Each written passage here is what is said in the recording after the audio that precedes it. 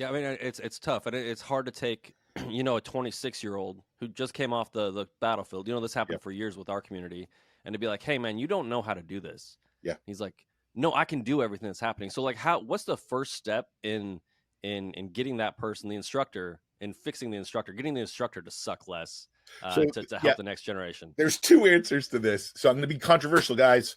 The U.S. Air Force and I have an ongoing, a really complicated relationship. And it's complicated because the U.S. Air Force, unlike the other divisions, are primarily a corporation.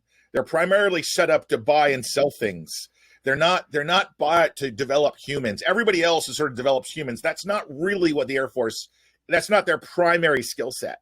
And so what ends up happening is you have a lot of folks who, for whatever reason, are put in command of organizations who are human-centered. Think AVSOC, think Air Force Weapons School. In some cases, not always. I'm making generalizations here.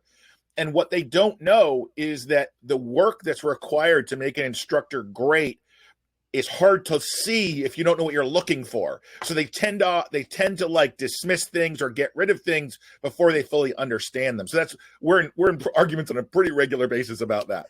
To answer your why I'm saying that is because you have to start with a leadership that understands the principles of human development and can back up the instructors going down this path.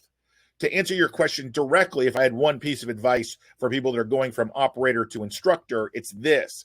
You have to break one habit. And the one habit is what got you here is when somebody asks you a question, you give the right answer immediately, or you do the right thing immediately. The minute you become instructor, you have to flip that and ask the right question. So you can't give the answer. You have to give a right question. So it's as easy as you ask me a question and I look at you and go, what I heard you say just now, your question is this. Is that correct? And have you considered this and this? You just start with inquiry. And if you can just do that, you're 50% ahead of the game.